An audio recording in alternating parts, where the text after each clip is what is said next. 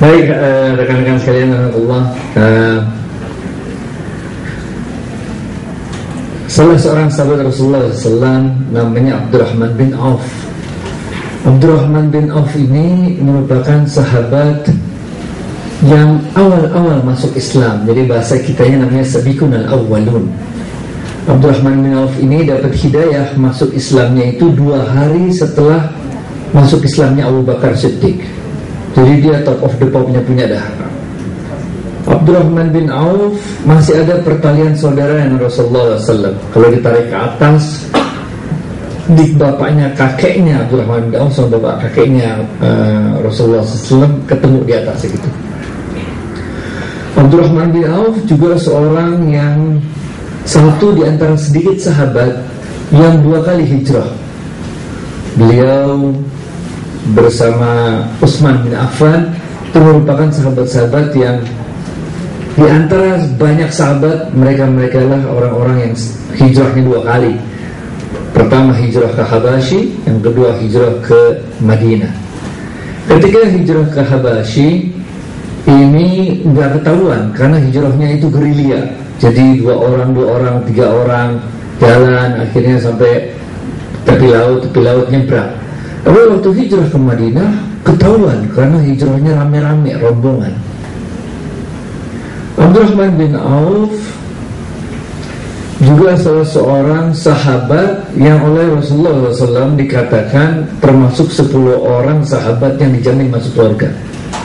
Belum meninggal aja udah Rasulullah SAW udah menyebutkan 10 orang sahabat dijamin masuk surga. Abdurrahman bin Auf juga adalah seorang sahabat yang sejak di Mekah aja udah kaya raya, udah pengusaha sukses. Jadi waktu beliau mau pindah ke Madinah, waktu itu hijrah ke Madinah, orang-orang kafir Quraisy mengatakan, Dur, ente kalau mau pindah, panggilannya Dur kira-kira Abdurrahman, Dur, kalau ente mau hijrah ke Madinah, Dur, ini semua harta benda, semua bisnis ente yang di Mekah kalau boleh ente bawa. Kalau mau lewat badan sama baju yang ada di badan doang dah, kata kira-kira begitu dah. Abdurrahman bin Auf seorang sahabat yang punya iman yang luar biasa, yang beliau yakin betul rezeki itu urusan Allah. Jadi waktu dicegat oleh orang kafir Quraisy dikatakan ente kalau mau lewat badan doang sama baju yang ada di badan, beliau nggak gentar. Akhirnya Abdurrahman bin Auf pindah dari Mekah ke Madinah tanpa membawa bisnisnya yang sukses di Mekah tersebut. Nah, ente bisa bayangin nggak? Bisa ngerasain nggak? Ini bukan orang, kalau ente miskin pindah dari Mekah ke Madinah nggak boleh bawa apa-apa, itu nggak apa-apa, bener nggak? Emang dari sebenarnya miskin, bener nggak? Tapi ini ente kaya raya, ente harus meninggalkan semua kekayaan itu. Ente misalnya ente coba bayangin gini deh, kalau ente geng rocker, rombongan kereta bener ya? Rombongan kereta dikasih duit 10.000 dari Wisma Mulia, suruh pulang ke rumah, ente berani apa kagak? Berani, emang udah biasa susah, bener gak? Udah bisa rocker 10.000, oke, ente bisa naik Kopaja, langsung naik kereta pulang ke rumah. Tapi coba bayangin ente salah seorang direktur Telkomsel misalnya gitu, tahu-tahu supir mobil segala macam nggak ada, kartu ATM ketinggalan, pokoknya nggak punya apa-apa dah.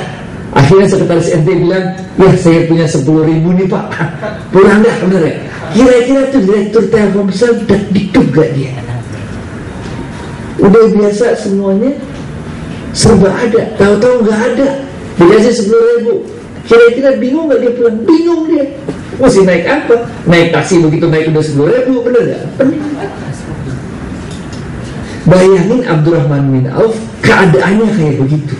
Seorang sahabat yang sukses bisnisnya di Mekah, suruh pindah ke Madinah dengan keadaan di Madinah dia mesti mulai lagi semuanya dari nol. Sampai Madinah, Rasulullah SAW mempersaudarakan kaum Muhajirin dengan kaum Ansor, saudara-saudara ini, jadi saudara angkat itu. Abdurrahman bin Auf dipersaudarakan dengan seorang pengusaha sukses juga di Madinah, namanya Sa'ad bin Rabi. Lu saudara sama Sa'ad nih, saudara lu Sa'ad bin Rabi waktu dipersaudarakan dengan Abdurrahman bin Auf, Sa'ad bin Rabi mengatakan pada Abdurrahman, Dur, pokoknya ini semua harta aneh bagi dua lah, separuh buat aneh, separuh buat ente. Rumah, tanaman, kebun, onta, hewan peliharaan, pokoknya separuh lah, separuh buat aneh, separuh buat ente dulu. Bahkan waktu itu Sa'ad mengatakan, Dur, kan ente belum kawin, Dur, bener gak? Lah aneh punya bini dua nih, ente pilihlah mana yang ente mau. Para aneh ceraiin, masa indah selesai, ente kawin dah sama bini aneh, katanya si Sa'ad bin Rabi. Ente kalau ada model orang kayak Sa'ad begini, ente bagaimana nih? Kita cekin vlog. Ente dan baba langsung habis senggolin sujud syukur, bener gak? Alhamdulillah wa syukurillah, bener gak? Sering-sering aja kayak begini, bener gak? Tapi Abdurrahman bin Auf ini imannya, levelnya ini kayak modelnya Sa'ad bin Rabi juga. Jadi waktu ditawari begitu banyak harta, bahkan calon istri ditawarkan oleh Sa'ad bin Rabi, Abdurrahman bin Auf mengatakan, terima kasih banyak Sa'ad, nggak perlu. Semoga Allah merahmati keluargamu, semoga Allah merahmati hartamu, nggak perlu. Makasih banyak. Tunjukkan aku di mana pasar, kata Abdurrahman bin Auf. Udah dibawa sama Sa'ad nengok pasar. Maka Abdurrahman bin Auf melakukan riset pasar, market riset, kira-kira gitu lah. Ini siapa nih? Telkomsel, Indosat atau Pro XL, kira-kira gitu lah. Siapa yang menguasai pasar? Ternyata hasil penelitian pasarnya Abdurrahman bin Auf ditemukan bahwa pasar Madinah waktu itu dikuasai oleh orang-orang Yahudi. Dilakukan penyelidikan, riset pasar, Abdurrahman bin Auf akhirnya mengetahui bahwa ternyata pasar Madinah itu adalah milik orang Yahudi, yang tanahnya itu, lahannya itu dikapling-kapling, dibuat lapak-lapak, kemudian para pedagang menyewa lapak, menyewa kapling dari tanah yang milik orang Yahudi tersebut. Setelah mengetahui hasil riset pasar seperti itu, kemudian Abdurrahman bin Auf mengatakan pada Sa'ad, itu tanah yang sebelah pasar itu, yang dekat pasar punya siapa? Orang nggak tahu, kita cari tahu lah, cari tahu. Akhirnya Abdurrahman bilang, beli aja tanah yang dekat pasar itu. Harganya murah karena orang-orang nggak suka punya rumah di dekat pasar karena crowded. Udah dibeli tanah dekat pasarnya, pasar Madinah. Lalu apa yang dilakukan oleh Abdurrahman bin Auf terhadap tanah tersebut, terhadap lahan tersebut? Lahan tersebut oleh Abdurrahman bin Auf dikapling-kapling juga, dijadiin lapak-lapak juga oleh Abdurrahman bin Auf. Lalu Abdurrahman bin Auf mengatakan kepada para pedagang, wahai para pedagang, berjualanlah di pasarku ini. Engkau tidak perlu untuk membayar sewa lapak, engkau tidak perlu untuk membayar sewa kapling. Nanti kalau ente untung, kita bagi hasil. Nih otaknya Abdurrahman bin Auf, cerdas gak?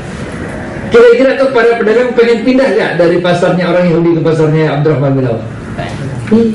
Nggak usah bayar, ntar aja. Kalau untung bagi hasil. Jadi para pedagang mulai pindah ke pasarnya Abdurrahman bin Auf. Makin lama makin pasarnya kaum muslimin makin semarak, makin maju.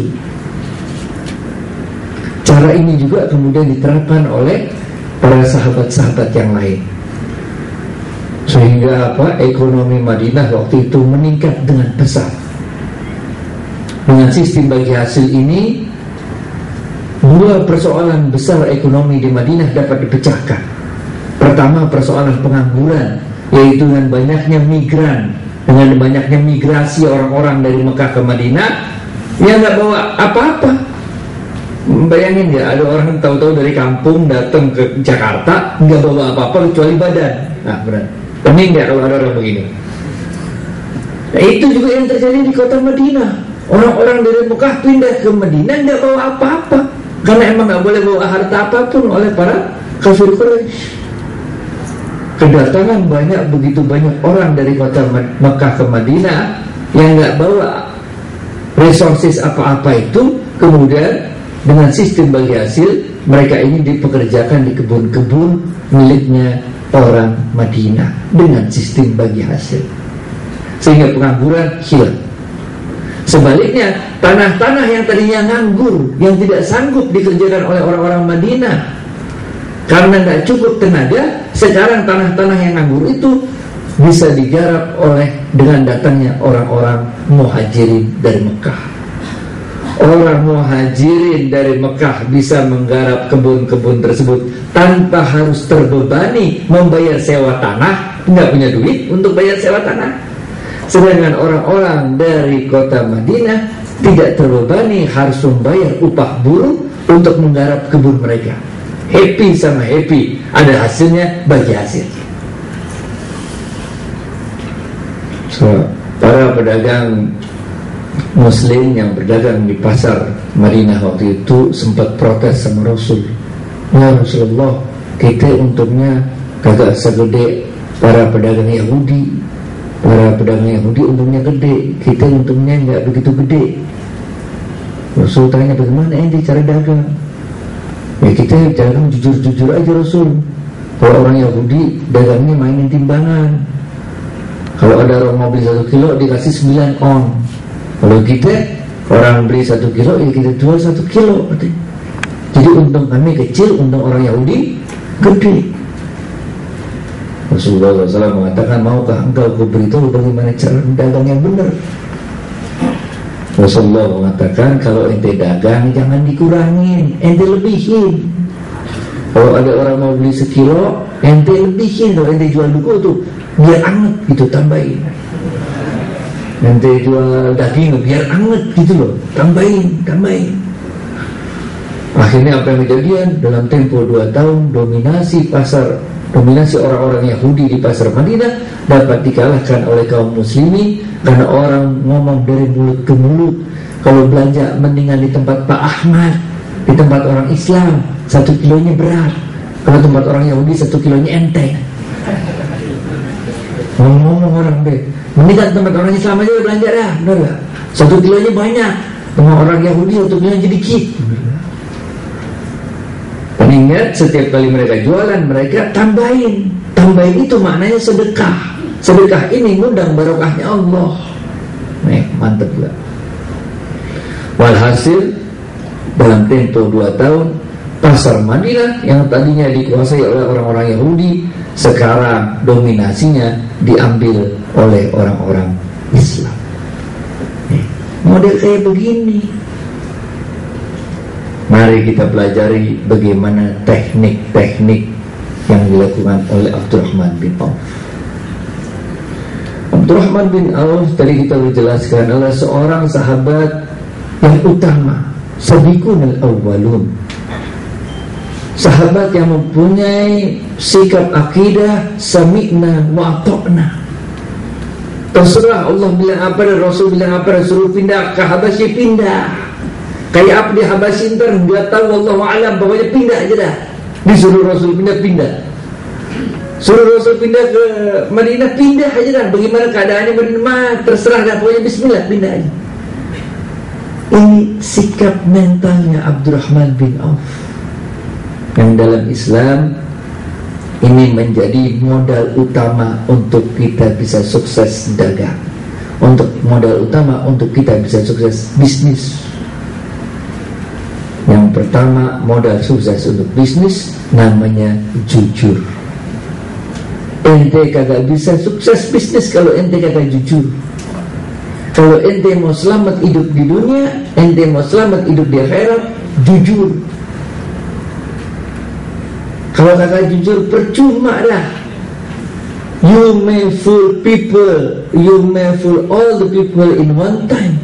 You may fool one people at all time, but you cannot fool all people at all time. Kita bisa nipu seluruh orang dalam satu masa, bisa. Itu kayak kampanye politik tuh, bener gak? Orang kumpulin rame-rame, ente bohong aja, bener gak? Ente bisa tipu orang rame-rame dalam satu saat. Anda bisa menipu satu orang untuk setiap saat. Ente nikah siri itu jangan kasih tahu bini. Sampai bini udah meninggal, sampai ente udah meninggal, bini kagak tahu. Kalau tuh ada cewek lain datang bawa anak, saya istrinya juga, bisa. Ente bisa bohongin seluruh orang dalam satu saat. Ente bisa bohongin satu orang dalam seluruh saat, bisa. Tapi kita tidak pernah bisa bohongin semua orang dalam semua saat. Gak bisa. Siapa-siapa yang bisnisnya kagak jujur, tunggu tanggal mainnya aja lah. Paling itu bisnis hit and run, kagak bisa. Model yang kayak begitu gak bakal bisa sukses, gak bisa bakal selamat lah. Jadi yang pertama adalah jujur. Jujur ini dalam Islam dua maknanya. Yang pertama adalah jujur kepada Allah, dalam bahasa Arabnya siddiq. Dan yang kedua jujur kepada manusia, bahasa Arabnya amanah. Nah, ini modal utama. Modal utama kita kalau mau sukses bisnis harus jujur. Kalau Anda mulai bisnis nggak jujur, nggak kemana-mana dah. Sama ada bisnis apa? Apa namanya? Telepon seluler sama juga dah. Sama juga. Kalau gak jujur nggak kemana-mana dah, ketahuan dah. Belakangan juga ketahuan dah. Belangnya bener ya. Kalau jujur sama orang ya bener nih, lama nelpon yang bener nggak, musak agak turun-turun gitu. Iya, emang gitu lah pokoknya. Jadi yang pertama jujur kepada Allah, siddiq, atau dalam bahasa Arabnya sami'na wa ta'na. Terserah Allah dah mau ngomong apa, pokoknya kita ikutin aja dah. Allah yang maha tahu bagaimana aja dah, pokoknya terserah Allah dah, suruh begitu begini pokoknya dah. Yang kedua adalah jujur kepada manusia, amanah. Ini juga penting.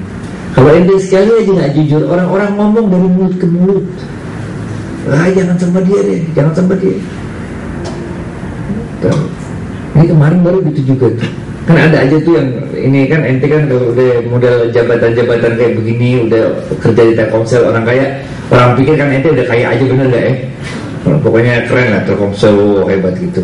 Kan ada aja tuh yang tiap bulan datang, bener gak tuh? Siapa kayak nggak tahu dah, ente kenal, ente nggak kenal, apa siapa, pokoknya ada aja tiap bulan datang minta inilah, minta itu, bener gak? Pak Adi, ibu saya sakit, kalau boleh ada bantuan dari Pak Adi gitu. Kita kasih. Bulan depan datang lagi, wah terima kasih banyak Pak Adi, bantuan dari Pak Adi bermanfaat sekali, alhamdulillah. Tapi sayang aja di tangan Allah, ibu saya meninggal. Kalau boleh Pak Adi bantu lagi untuk 3 harian. Kita kasih lagi. Bulan depan datang lagi, Pak Adi, ibu saya sakit. Kemarin bilang meninggal, oh itu ibu angkat nih, ibu asli ya. Model kayak begitu ada aja yang model kayak begitu. Habis itu ente kan ngomong ke teman-teman ente, bener nggak? Oh si itu tuh hati-hati loh. Belum lagi yang model minjem duit itu, kan ada aja tuh model begitu tuh. Minjem duit kagak bisa, habis itu keluar ayat dah. Wa in kana su'usran fa naziratun ila maisarah wa antasaddaqu khairul lakum. Wa in kana, dan apabila orang-orang itu tidak bisa membayar hutangnya, maka berikanlah jangka waktu kepada mereka ila maisarah, selama-lamanya. Wa antasaddaqu khairul lakum, dan apabila kau sedekahkan saja lebih baik bagimu. Lah, pas minjem lo bilang ayat itu doang, bener gak? Biar gua jelas. Ini babnya zakat, apa sodako, atau minjem, bener gak? Kita kan ada countingnya juga, ini mau kita bukuin sebagai apa, bener gak? Pas minjem bilang mau bisnis apa segala macam, modal kerja ya. Ujungnya antasaddaqu khairul lakum, bener gak? Jadi kadang-kadang orang pakai ayat tergantung kepentingannya masing-masing. Ini masalah. Jadi yang pertama kita kudu jujur. Kalau ada orang akan ngomong dari mulut ke mulut lah. Nah, akhirnya kalau semua orang udah ngomong dari mulut ke mulut, nanti punya track record jelek, nggak ada yang mau ngasih pinjam ente lagi, bener ya?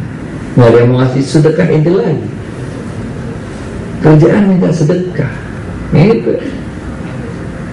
Tapi dia mau kawin lagi yang ketiga kalinya, kita kan pening, bener gak?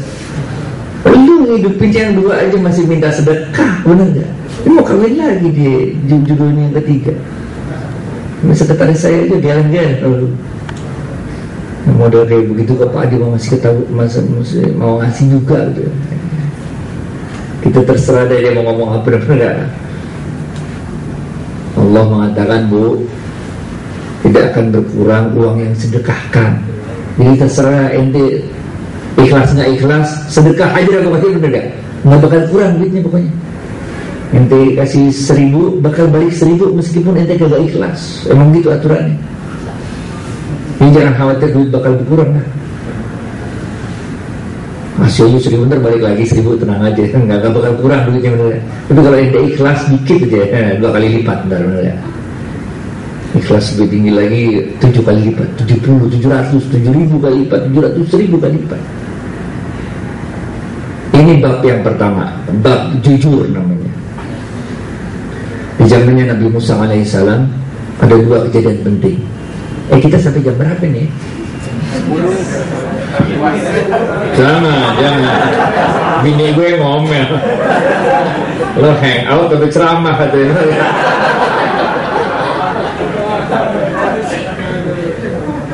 Ini kan Gedung Mulia ya. Gedung Mulia itu kan yang itunya 2 ya. Towernya 2 ya. Bukan ya, jam sostek ya. Yang kayak gitu ya. Jam sostek ya. Sini enggak ya. Sebelah ya. Iya kan sebelah itu yang ada itu kan. Iya kan ya. Yang ada itunya. Iya kan ada karaoke-nya Bobi kan, yang belah sini 15 orang kan? Iya benar. Di sini kan yang benar ya? Kan ada yang dari tempat parkiran masuk gitu ya? Googling. Di zamannya Nabi Musa alaihissalam ada 2 kejadian penting. Dan dalam beberapa kitab tafsir ini dikatakan menjadi sebab turunnya, sebab dinamakannya surat Al-Baqarah itu. Di daerah perkotaan terjadi peristiwa penting pertama. Di kota itu hiduplah 2 kabilah besar, 2 keluarga besar. Pagi-pagi ketika orang-orang bangun tidur mau keluar dari rumahnya, tahu-tahu ada salah seorang dari mereka yang kakinya terantuk oleh sesuatu. Ketika dilihat, apa ternyata yang membuat kakinya terantuk? Yang membuat kakinya terantuk itu adalah mayat seorang laki-laki. Sehingga timbullah kemarahan dan kecurigaan dari kabilah yang satu, bahwa ini pasti yang bunuh kabilah yang satu lagi. Kalau kabilah kami nggak mungkin orang ini saudaraan, benar nggak? Sehingga kabilah yang satu menuduh kabilah yang satu lagi sebagai pembunuh dari mayat tersebut. Kabilah yang satu lagi nggak terima, nggak ada yang bunuh kata dia.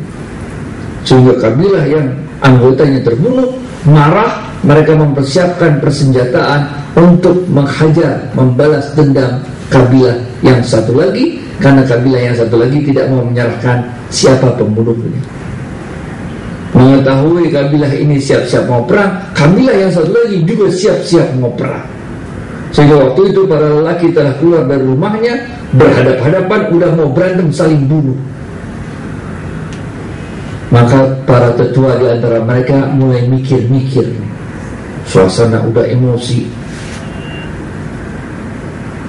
Ini kalau kita berantem nih, gara-gara satu mati rame-rame kita nih, katanya benar gak? Masih ada akal sehatnya juga. Iya benar juga kata yang belah sono, benar gak?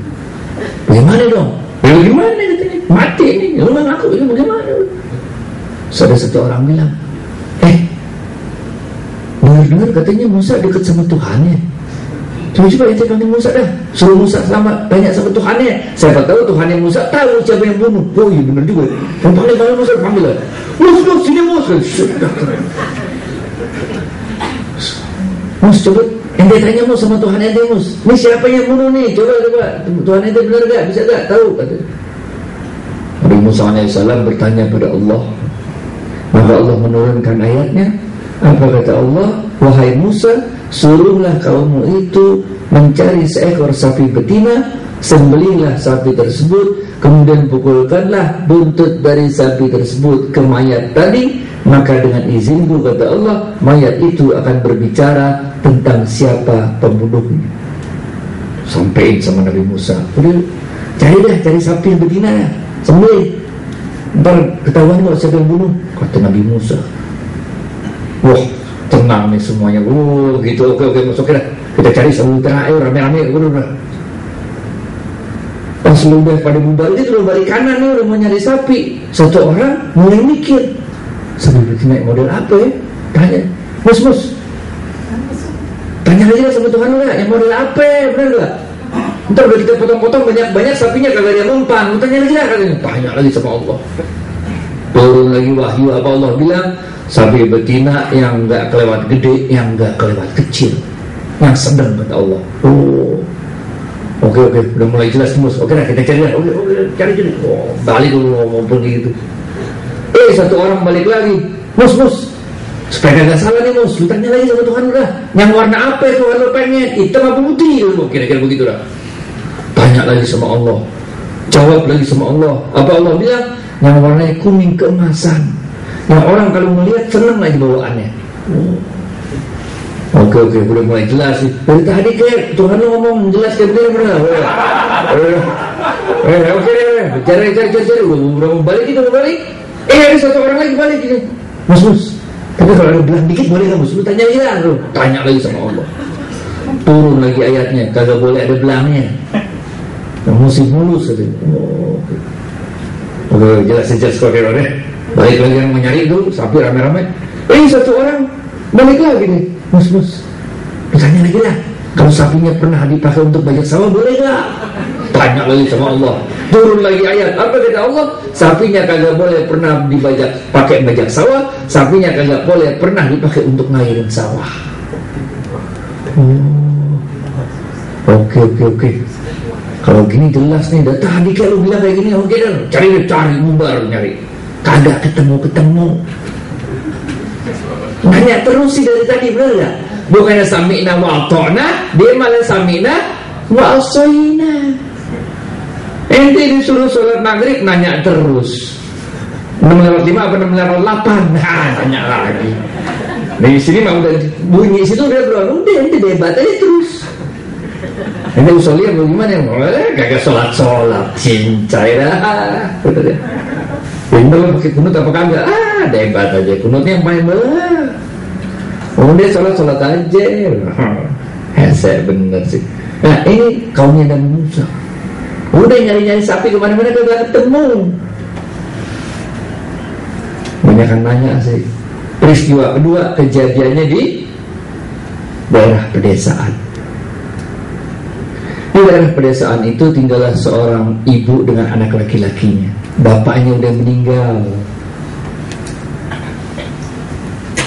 Anaknya ini katanya umur 7 tahun, katanya umur 9 tahun, katanya umur 11 tahun. Tergantung nanti mau baca kitabnya mana dah. Lain-lain dah kitabnya pokoknya dah.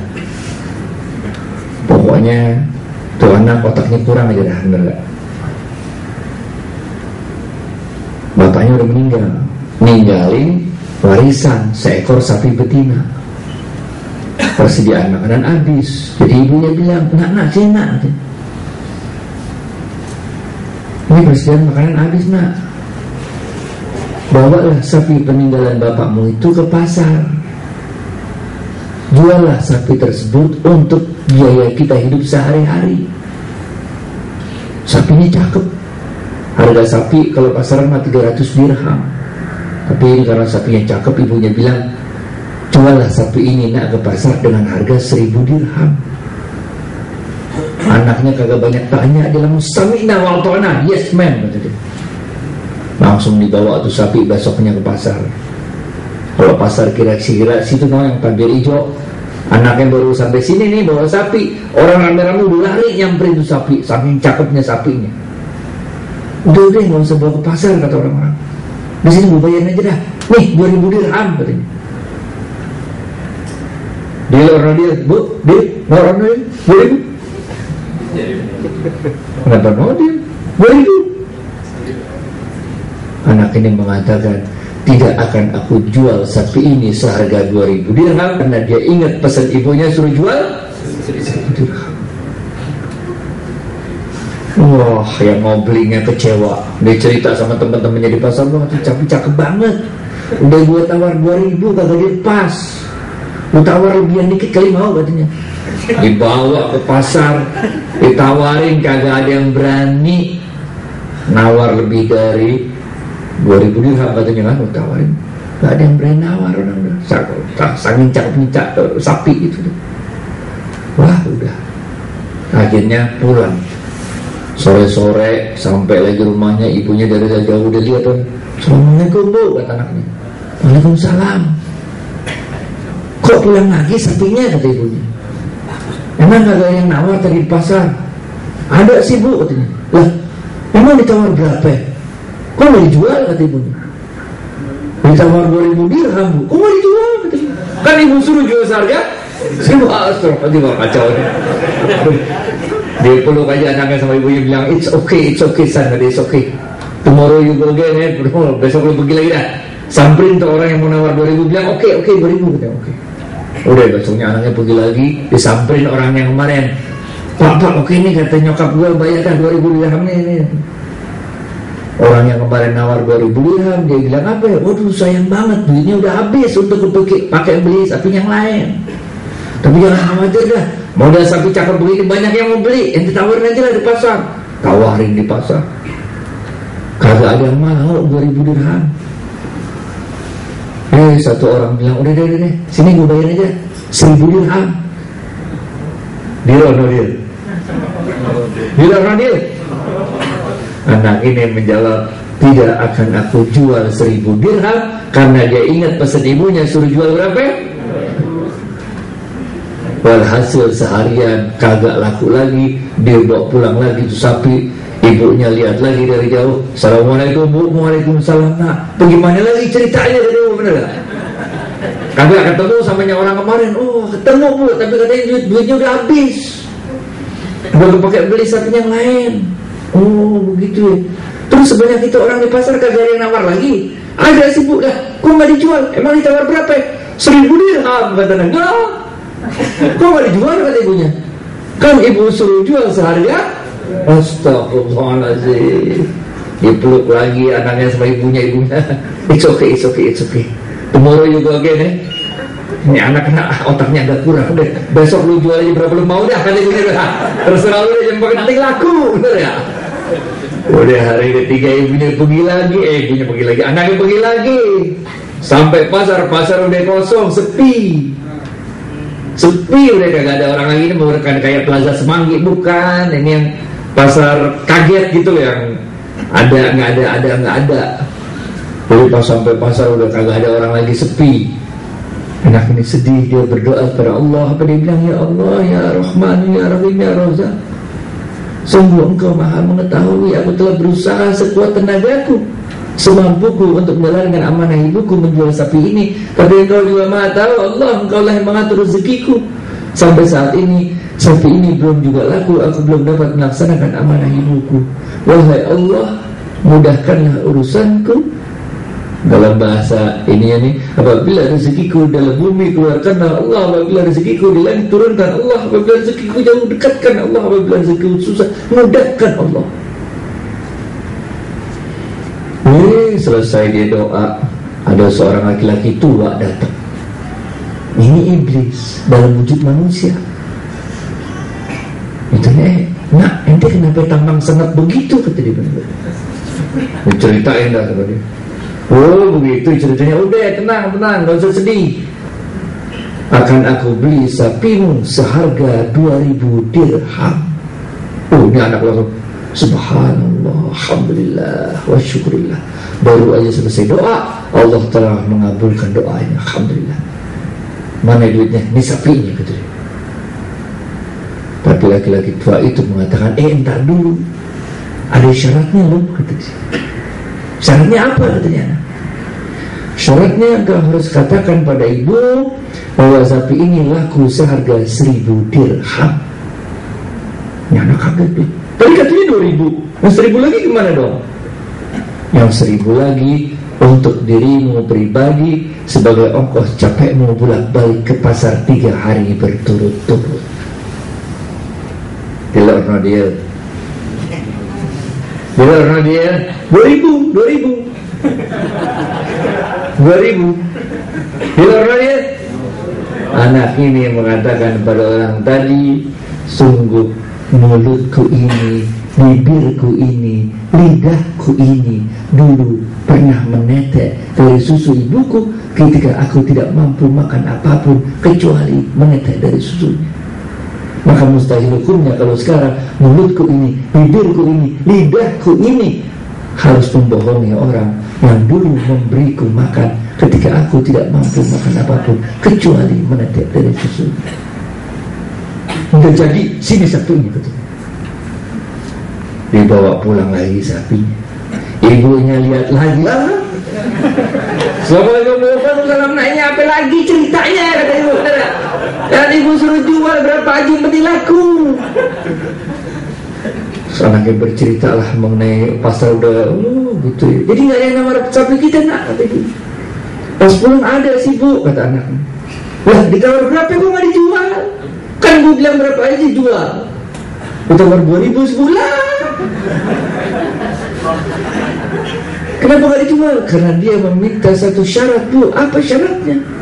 Syaratnya aku harus membohongimu seakan-akan sapi ini laku seharga 1000 dirham dan 1000 dirham lagi untuk diriku pribadi sebagai ongkos capekku pulang balik ke pasar 3 hari berturut-turut. Lalu apa jawabmu menak? Aku katakan pada orang itu, mustahil hukumnya aku membohongi ibuku sendiri. Ibunya langsung peluk lagi anaknya. Kali ini dengan air mata yang terurai, ibunya mengatakan, "It's okay, son. Allah pasti akan membalas ketaatanmu pada diriku dengan balasan yang berlipat ganda." Begitu ibunya selesai ngomong, itu kaumnya Nabi Musa yang dari tadi nyariin sapi sampai ke desa itu. Wah, ini dia sapi yang kita cari ini. Cocok, dicocok. Ukur gede enggak, cocok kecil enggak cocok sedang. Warnanya cocok kuning. Ada belangnya kagak ada. Ah, cocok. Pernah dipakai baju salah enggak sapi? Enggak pernah, cocok udah kita ini dia. Akan kami beli sapi kalian dengan harga emas seberat sapi itu sendiri. Subhanallah. Kitab lain mengatakan dengan emas seberat 2 kg. Terserah ente mau percaya yang mana, zaman dulu juga belum ada kiloan. Pokoknya banyak dah emasnya ya.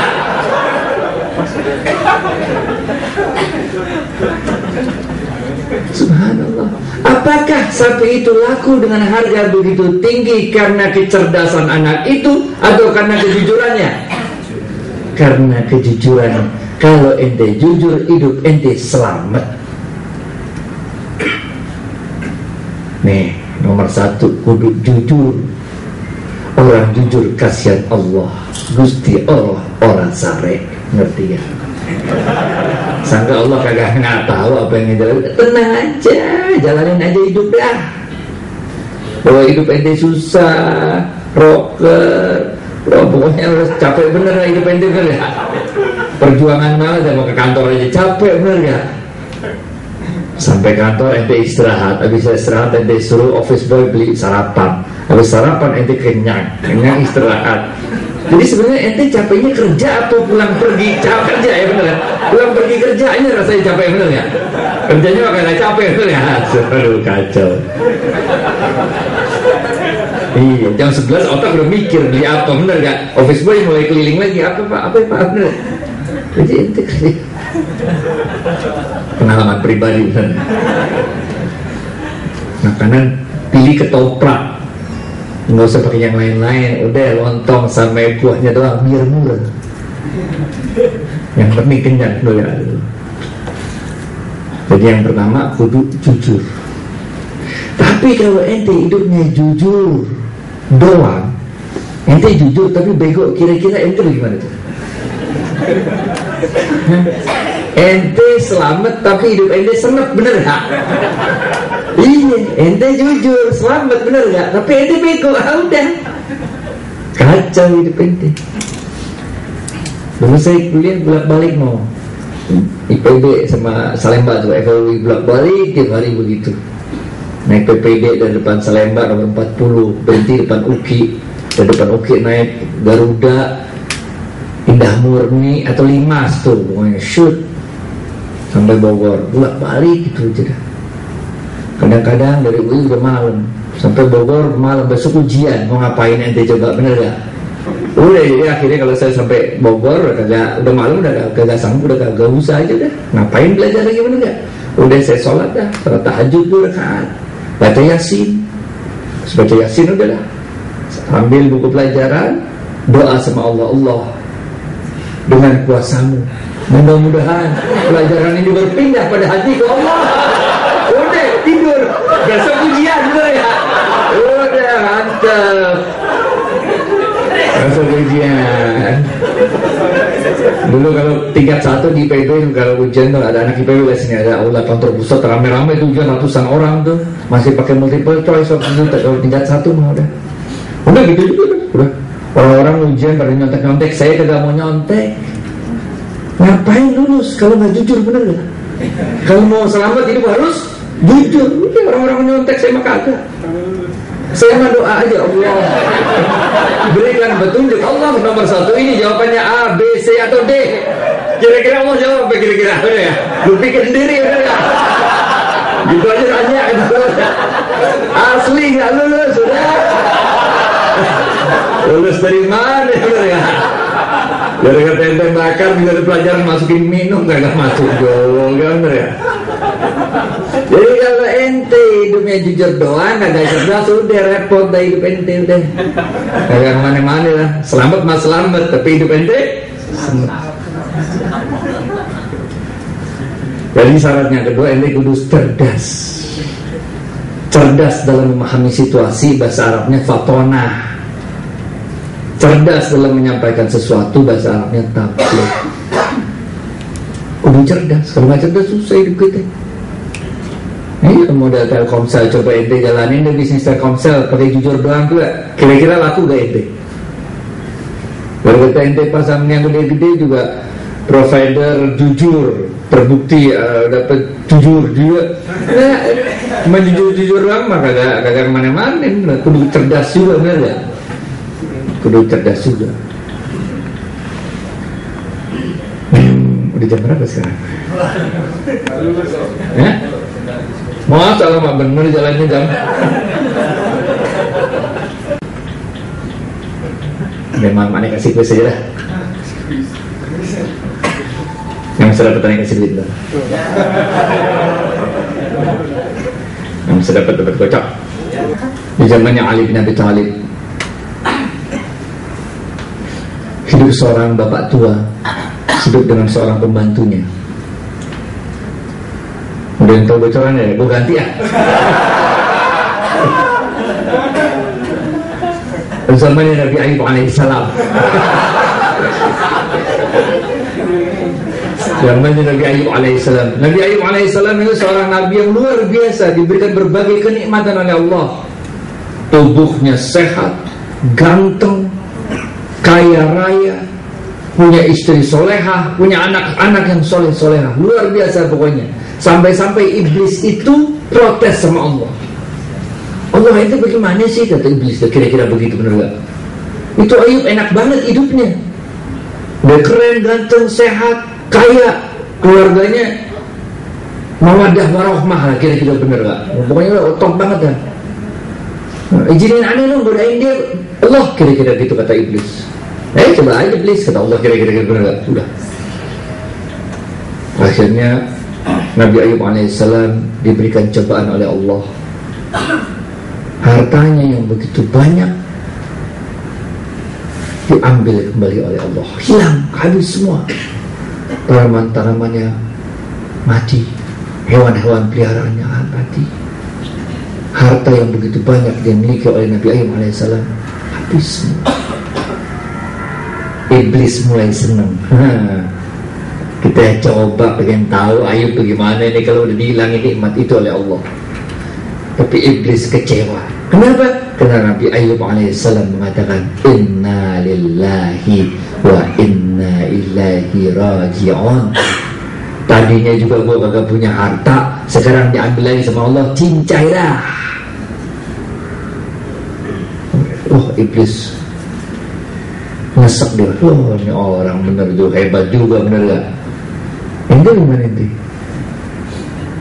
Udah pernah kehilangan motor kan? Hah? Udah pernah? Marah gak ente? Kecewa gak? Ngomel-ngomel kan?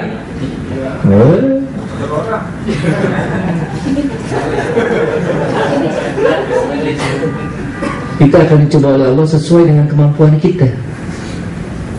Kalau ente gajinya 100 juta sebulan, kira-kira Allah akan coba dengan level cobaan yang 100 juta Anda. Kalau ente gajinya bangsa sebulan 4 juta, ya level 4 juta Anda. Kira-kira gitu, udah ada ukurannya masing-masing, nggak bisa disamain, nggak bisa. Anak saya kemarin beliin itu Vario, hilang Varionya.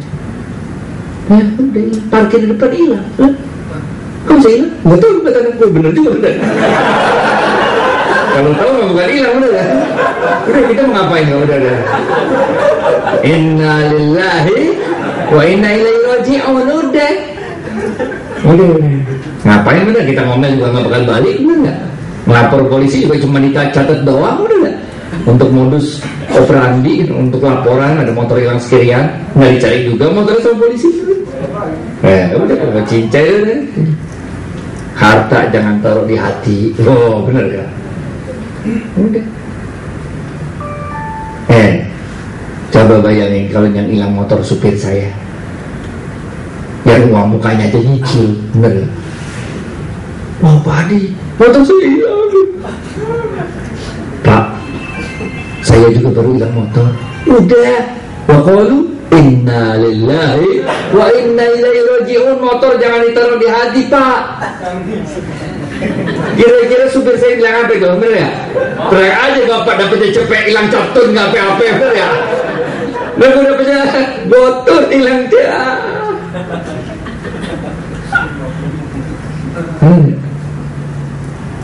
Ini juga belum lunas Pak DP-nya.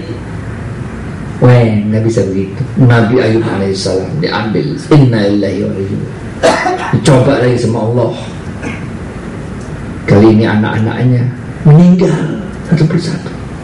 Apa Nabi Ayub mengatakan? Iblis sudah senang, rasain Ayub, benar gak? Apa Nabi Ayub mengatakan? Nabi Ayub mengatakan inna lillahi wa inna ilaihi raji'un. Dia udah pernah kehilangan anak belum? Meninggal anak belum? Saya juga belum. Tapi waktu ayah saya meninggal, saya sedih banget. Kebayang tuh, kalau anak meninggal tuh, waduh, benar gak sih? Anak dulu waktu bayi jatuh aja kita heboh, benar gak? Wah, MRI semuanya udah. Anak giginya mau tumbuh aja, kita doain ya Allah pindahkan sakitnya pada aku. Ya nggak bisa, emang giliran anak ente yang mau tumbuh gigi, emang sakitnya dia, nggak usah pakai pindahkan sakitnya pada aku. Emang udah begitu kejadian, bener gak? Anak yang ente sayangin begitu tahu-tahu meninggal, coba bayangin. Bisa bayangin nggak bagaimana keadaan Nabi Ayub waktu itu? Udahlah jatuh miskin, sekarang anaknya pada meninggal. Iblis sudah gembiranya, Ayub pasti lo sekarang nyerah lo, bener gak? Tapi Nabi Ayub alaihissalam mengatakan inna lillahi wa inna ilaihi raji'un. Iblis penasaran, coba lagi sama Allah. Kali ini kesehatan beliau diambil. Dia sehat, diberi penyakit oleh Allah puluhan tahun. Ente sakit diare 3 hari itu berasa udah mau mati. Diare ayo berasa mau mati. Puluhan tahun dicoba. Dalam sebuah kitab dikatakan sakitnya itu luar biasa, sampai-sampai kalau beliau sujud itu keluar darah dan nanah dari kepalanya. Tapi itu beliau sujud. Tapi Nabi Ayub mengatakan apa? Wahai Allah, masukkan aku ke dalam golongan orang-orang yang bersabar. Mantap banget. Istrinya solehah, top banget, diurusin suaminya, dikasih makan, diurusin semua obat, tapi segala macam komplit. Sampai pada suatu hari istri Nabi Ayub habis nyuapin Nabi Ayub tertidur. Nah, istrinya mikir, nah suami gue lagi tidur, baikkan ke pasar dulu beli perlengkapan untuk besok. Bener gak? Udah pergi bininya ke pasar, nggak bilang sama Nabi Ayub, kalau lagi tidur ngomong juga nggak kedengeran. Bener gak?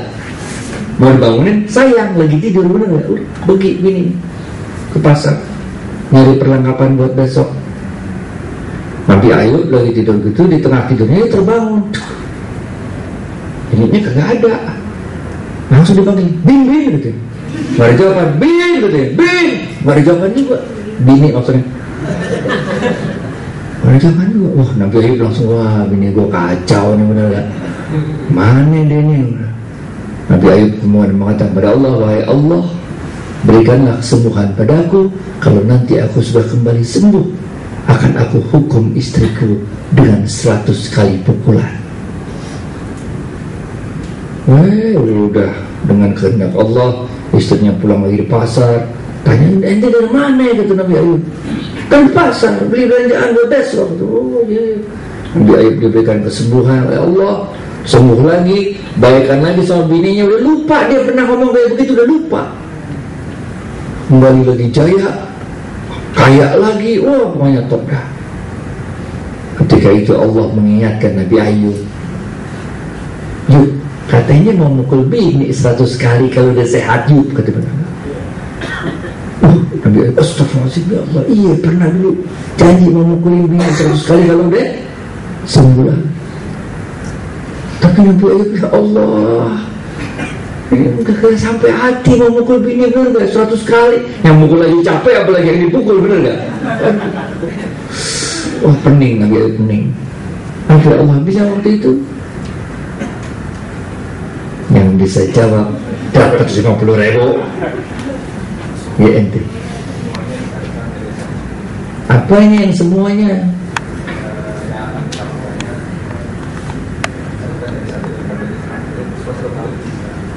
Iya, apa itu yang dijadikan? Hah? Dalam satu kitab dikatakan lidi, kitab lain diterjemahkan jadi rumput, kitab lain bilang alang-alang, terserah apa namanya, pokoknya itu benar.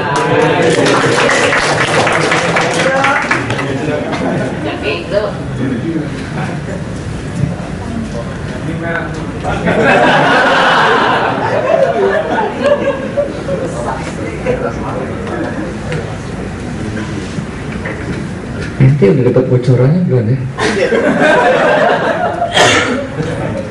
Waktu itu pernah di itu, pinter orang yang mantep banget dah. Waktu di Bank Permasa seorang di Bintaro, saya kasih kuis begini juga. Cepet, nggak ada yang bisa. Saya kira nggak ada yang bisa semua, bener gak? Pego, nggak ada yang bisa juga. Lope, ada yang bisa. Pinter banget ya. Kok nggak dari tadi jawab, tunggu aja, tunggu. Mantap juga orang bener. Ada strategi dia tuh.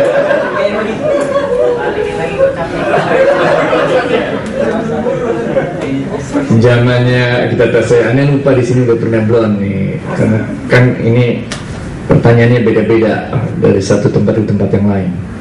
Zamannya Nabi Yusuf alaihissalam. Udah seneng lagi. Ganti dah. Zamannya Nabi Yusuf alaihissalam. Oke. Raja di zaman Nabi Yusuf alaihissalam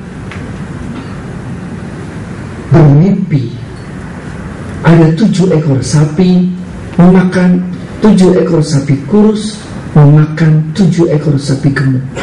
Dibangun itu dulu. Mimpi apaan tuh, kata dia? Kacau. Udah, besok malamnya tidur lagi tuh raja. Malam kedua mimpi itu sama mimpinya, 7 ekor sapi kurus memakan 7 ekor sapi gemuk. Besoknya gitu lagi. Sampai raja, ini mimpi apaan sih? Mimpi terus-terusan aja datang. panggil para ahli-ahli mimpi dari seluruh jagat, dari seluruh negeri dipanggil. Ini mimpi ini udah terus-terusan mimpinya nih. Mimpi apaan aja katanya. Ini raja kan, mimpi apa yang ini 7 sapi kurus, makanya 7 sapi gemuk. Kagak ada yang bisa memberikan penjelasan.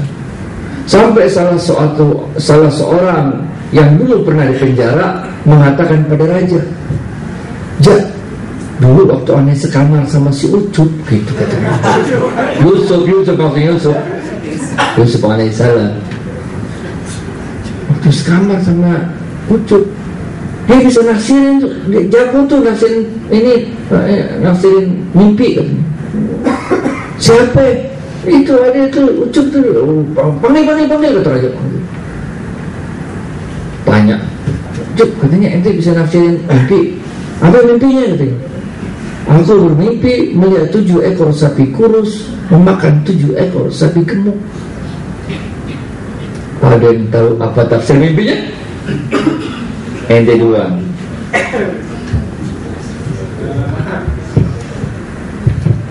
Bismillahirrahmanirrahim. Kalau nggak salah itu akan datang 7 tahun masa subur. Setelah 7 tahun masa subur itu diikuti 7 tahun masa paceklik gitu. Setelah itu Yusuf itu menyarankan ke raja pada saat masa subur itu hasil pertanian itu jangan dihabiskan dulu untuk mempersiapkan 7 tahun masa paceklik. Ini mantep punya Telkomsel. Ente mengajarnya di mana banyak? Mantep nih. Ente seminggu berapa kali belajar sih? Udah ganti-ganti kisah Nabi masih bisa juga. Boleh juga nih. Jadi ente kudu cerdas. Nah, ente kudu cerdas. Ibu belum dapat, Bu. Ayo.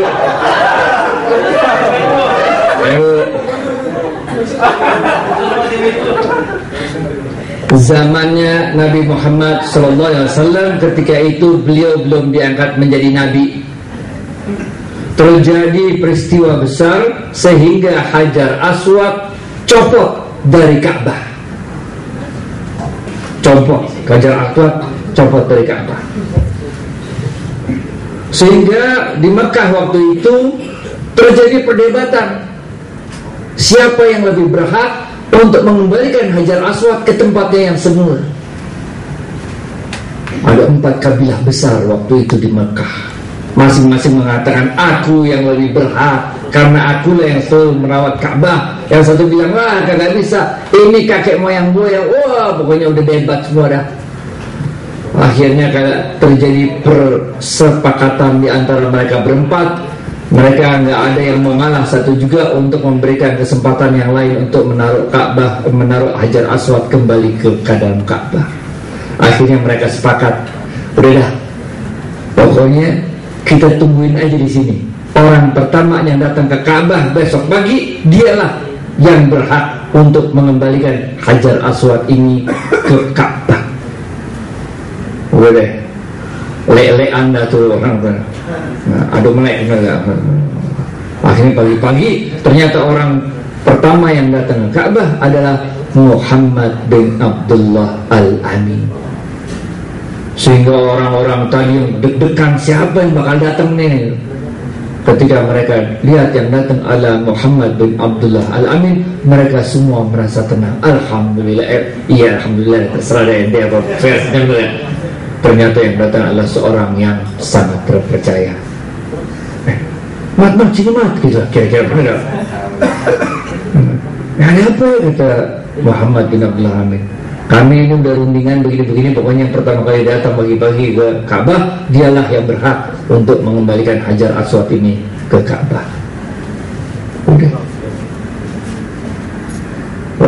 Muhammad bin Abdullah Al-Amin waktu itu tersenyum.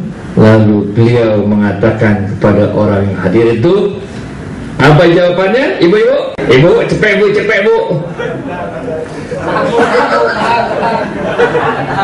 Iya bapak-bapak. Ente dua. Kurangi 50. Kan bapak-bapak kan capek memang peraturannya. Kalau ibu-ibu cepet. Ibu-ibu kan mau belanja juga kan. Iya Pak, bagaimana Pak? Waktu itu akan batu ditaruh di atas kain dan masing-masing kabilah memegang masing-masing pojoknya. Jadi semuanya memegang kain gitu kan, dan lalu tulisan MUI semuanya. Pemuda Muhammad bin Abdullah Al-Amin mengatakan, berikan padaku sepotong kain. Orang-orang mulai pening. Kagak apa ya Pak, pegang aja, nggak usah pakai kain Mat, nggak apa-apa ya, kata orang-orang bener gak? Udah pakai tangan aja langsung, nggak apa-apa, nggak usah pakai kain. Kain. Dikasih kain. Apa kata Muhammad bin Abdullah Al-Amin waktu itu? Engkau pegang satu, masing-masing ujung kain yang 4 itu dipegang masing-masing oleh wakil dari masing-masing kabilah. Kemudian Rasulullah SAW menempatkan Hajar Aswad di atas kain tersebut, dibawa sama-sama sampai ke dekat tempatnya di Ka'bah. Kemudian Rasulullah SAW memasukkan Hajar Aswad ke tempatnya yang semula. Betul. Oh, ini udah kagak bisa dikasih kuis lagi nih. Ada di bawah, Ustaz. Hah? Ada di bawah. Gak soal latihan di bawah. Ini level pengetahuannya udah tinggi semua. Biar latihan di bawah juga bisa. Jadi yang kedua, yang pertama jujur, yang kedua yang ketiga, ketika Rasulullah SAW telah meninggal dunia, Abdurrahman bin Auf ini diberikan tugas oleh para sahabat menjadi orang yang bertanggung jawab untuk kesejahteraan ummahatul mukminin. Jadi istri-istrinya Rasulullah itu kesejahteraannya semua yang dikasih tugas ngurus adalah Abdurrahman bin Auf. Waktu Rasulullah SAW telah meninggal, tiba-tiba kota Madinah jadi riuh rendah, ramai, heboh.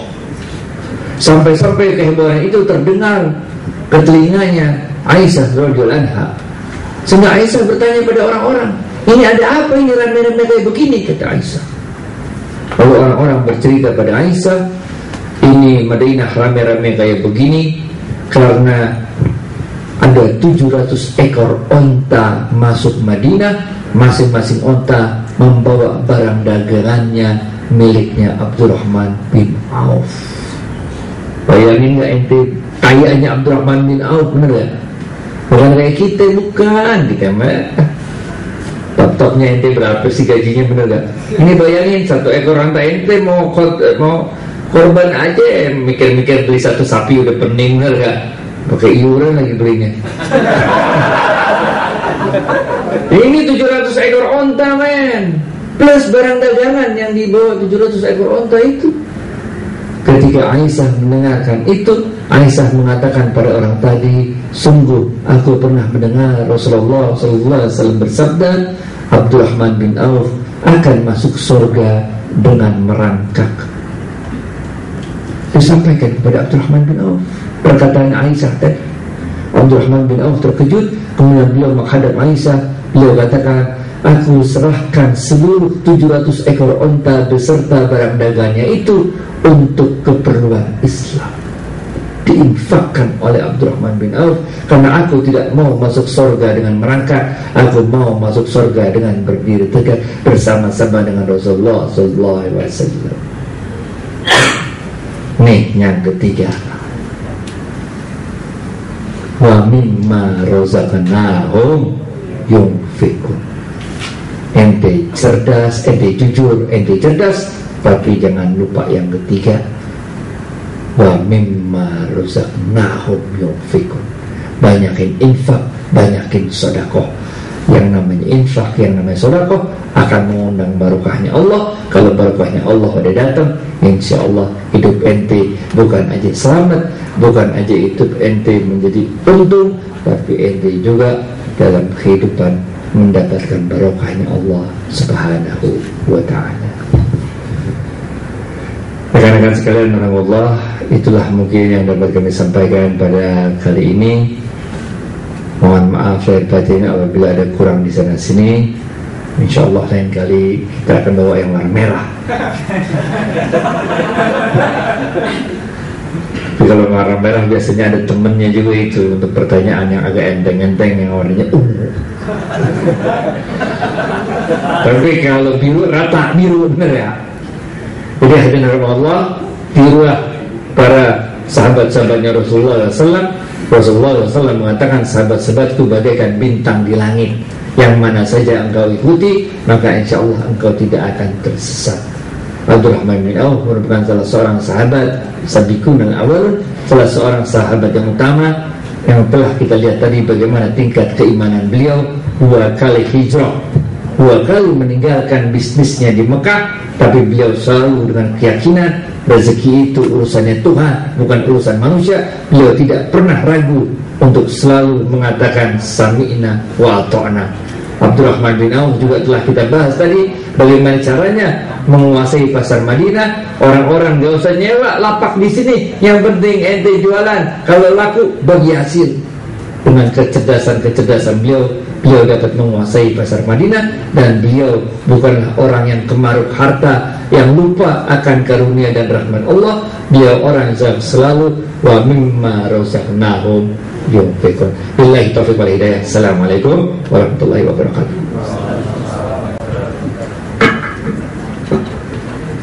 Pertanyaan 1-2 kali ya, karena dia mau tidur juga dong, capek kan? Mas, mungkin dari jamaah yang ingin bertanya, saya sebenarnya 2 pertanyaan, tolong 1. Assalamualaikum warahmatullahi wabarakatuh. Nama saya Sulaiman. Maaf Pak Ustadz, mau nanya untuk yang bisnis itu kan di sini bisnis dengan bisnis syariah. Kriterianya apa untuk yang bisnis syariah itu? Dan kebetulan kami belum punya bisnis, kami bekerja. Apakah yang pekerjaan saya ini juga harus syariah juga? Terima kasih. Assalamualaikum warahmatullahi wabarakatuh. Waalaikumsalam warahmatullahi wabarakatuh. Kita mau bisnis, mau apa juga pokoknya, kalau kita pokoknya apa juga lah, 3 itu peganglah: jujur, cerdas, dan banyakin sedekah. Jadi kalau ente kerja yang benar dah. Nggak semua orang bisa jadi pebisnis. Orang ada macam-macamnya, ada yang cocok jadi pegawai gitu, ada yang cocok jadi pebisnis, macam-macam orang. Ada yang cocok jadi dokter, ada yang cocok, emang orang macam-macam jenisnya gitu, ke ininya, karakternya. Jadi kalau emang ente cocok jadi pekerja aja baik-baik. Kumpulin duitnya nanti sebagian ente simpen, sebagian ente investasiin. Untuk investasi nanti ente pilih-pilih mana yang cocok juga. Kalau masih aktif kerja di Telkomsel, ya ente harus cari investasi yang tidak high involvement, yang tidak harus ente kontrol tiap hari, ente nggak usah kecembur ke dalamnya gitu. Macam-macam jenisnya. Bisa kalau mau yang sistemnya itu financial asset, investasinya, nah ente pilihlah jenis financial asset yang ente nggak perlu melototin tiap hari. Misalnya reksadana gitu, reksadana syariah, benar ya. Untuk simpanan ente taruh deposito syariah, tabungan syariah, benar ya. Untuk investasi ente bisa main di reksadana syariah. Tapi kalau ente udah mulai agak-agak mau memasuki pensiun apa gimana gitu, udah mulai nggak sibuk, nah ente bisa masuk, kalau kayak yang financial asset itu ente bisa masuk ke perdagangan saham misalnya. Karena perdagangan saham ente mesti melototin, mesti lihat kapan beli, kapan jual, kalau turun beli, kalau naik jual, kayak gitu-gitunya harus ente aktif, ente bisa masuk ke situ. Kalau ente mau masuk ke non financial asset bisa juga. Kalau ente udah kalau ente masih sibuk kerja, nggak bisa terjun langsung, ente bisa beli franchise, beli Alfamart lah, 1, 2, apa Indomaret. Ya tergantung level ente deh. Kalau ente belum nyampe levelnya beli bajai kayak gitu kan ya, lumayan bajai pendapatan juga, atau tempat cuci mobil. Tapi yang franchise kalau nggak bisa involve langsung ya. Tapi kalau bisa involve, punya waktu, punya hobi untuk involve, ente bisa langsung terjun ke bisnis tersebut. Kalau nggak bisa involve, cari yang franchise yang udah sistemnya jalan. Tapi kalau yang ente bisa involve sendiri, yang paling bagus ente pilihlah sesuatu yang jadi hobi ente. Jadi hobi. Kalau hobi itu ente benar-benar passion, punya cinta dalam menjalankannya, Dan biasanya kalau ketemu sesama hobiis, itu terbuka pasarnya. Saya suka ikan koi misalnya itu. Tadi waktu saya cari-cari lagi di Sumenep, pokoknya kayak koi kita piara itu 4 bulan udah gede, harganya udah naik, kita jual. Karena sesama hobiis, kita nggak usah bingung, nggak usah pakai pasang di website, udah sesama hobiis, udah melihat ikan kita udah siap langsung gue bayar gitu loh. Jadi biasanya dimulai dengan hobi itu bagus karena kita ada passion di dalamnya. Dan saya kalau ikan koi, saya kalau jalan-jalan ke rumah saya suatu saat boleh jalan-jalan, ikan koi saya mantep. Itu bukan model jalan-jalan ke Sumenep main beli gitu, bukan Pak. Ini beli ikan koi aja bisa sampai berapa tempat, nengok nggak cocok, palanya kurang pas ini, bener-bener gitu milihnya, mantep punya. Ngasih makannya juga yang dari Jerman punya makanannya, pokoknya wah mantep punya dah. Iya bener, wah tuh. Yuk, mahal, jelas mahal. Bukan yang jigoan begini, bukan men, bukan.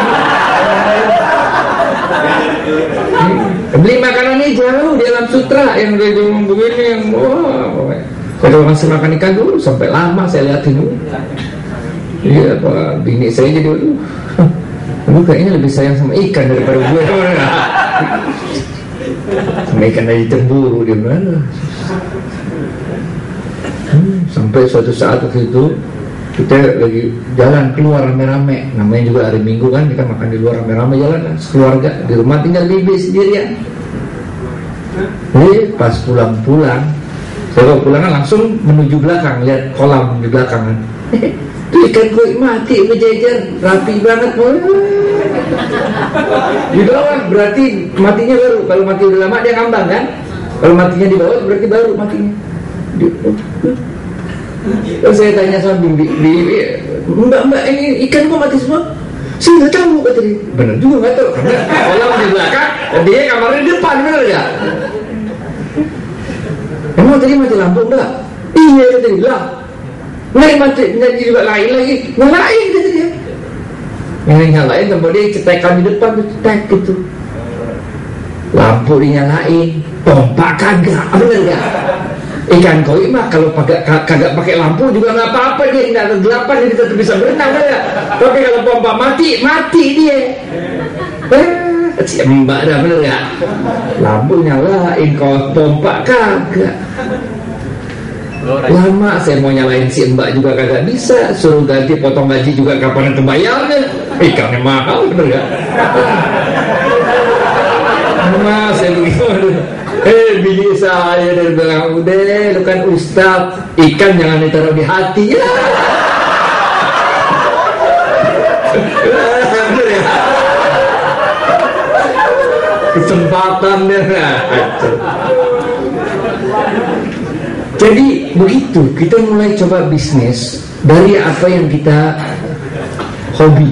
Karena dari hobi itu kita kumpul, kita nanya-nanya juga jadi ke teman gitu. Jadi nggak bisa dibohongin sama tukang jualan. Ya, ikan yang bagus kayak apa sih gini sesama hobi gitu. Itu bagus. Nah carilah hobi yang yang sesuai dengan tingkat resiko kita masing-masing, ngerti?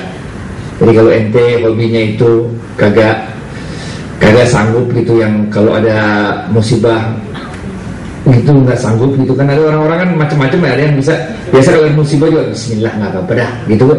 Tapi juga ada orang kalau kena musibah tuh ya Allah. Nah, ente yang model kayak apa ente pikir-pikir dah. Kalau ente model yang gitu, udah jangan nyara yang hidup dah, bener ya. Namanya barang hidup bisa mati gitu ya. Nah, ente hobi yang lain-lain aja dah, apa kayak gitu, fotografi kayak apa kayak, bener ya, yang mana bener ya, yang gitu dah pokoknya. Jadi emang serba salah juga sih kalau udah umur-umuran kayak begini, bener gak? Hobi fotografi, awalnya bini senang dorong-dorong kita suruh belajar fotografi, bener gak? Karena kita motret-motretin dia begini, lama-lama dia keki, bener gak? Karena kan masa dia terus yang jadi fotografi, kan yang lain juga udah jadi ribut lah. Emang bener gak? Hobi golf salah juga. Padahal kita golfnya udah IBGC, Islamic Banking Golf Club. Udah kagak ada taruhannya, kagak ada, udah lampeng doang udah. Udah nggak pakai taruhan harum udah. Masalah lagi BKD, bener gak? Jadi kan bini gue kalau Senayan dulu ya, kalau Senayan sekarang mau udah lain lagi ceritanya. Kalau Senayan dulu cinta ya pergi sana deh. Karena Senayan dulu kedinya cowok. Aman. Udah tua-tua lagi. Kalau di Senayan zaman dulu kedinya udah tua. Udah dia ngeliatnya juga udah susah. Kalau saya mukul bola mana udah sono. Kacau.